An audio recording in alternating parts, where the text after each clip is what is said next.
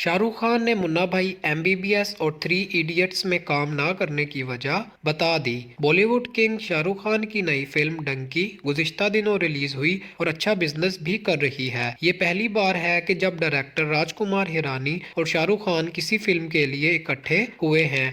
माजी में डायरेक्टर की जानिब से इन्हें मुन्ना भाई एमबीबीएस और थ्री इडियट जैसी फिल्मों में काम करने की पेशकश भी की गई थी, मगर शाहरुख खान ने इनमें काम करने से इनकार कर दिया था। अब पहली बार शाहरुख खान ने बताया है कि उन्होंने राजकुमार हिरानी की फिल्मों में काम करने से इनकार क्यों किया था। एक इंटरव्यू के दौरान शाहरुख खान से पूछा गया था कि उन्होंने राजकुमार हिरानी के साथ काम करने के लिए इतना इंतजार क्यों किया था। इसका जवाब देते हुए बॉलीवुड किंग शाहरुख खान ने कहा, जब इन्हें मुन्ना भाई एमबीबीएस का स्क्रिप्ट मिला तो वो फिल्म देवदास में काम कर रहे थे। उन्होंने मजीद बताया कि वो मुन्ना भाई एमबीबीएस का स्क्रिप्ट पढ़े बगैर इसमें काम करने के लिए तैयार हो गए थे, मगर इस वक्त वो जख्मी हो गए और रीढ़ की हड्डी की सर्जरी हुई, जिसके बाइस वो राजकुमार हिरानी के साथ काम ना कर सके। शाहरुख खान के बाद मुन्ना भाई एमबीबीएस का किरदार संजय दत्त ने किया और अब तक लोगों को इनकी अदाकारी याद है।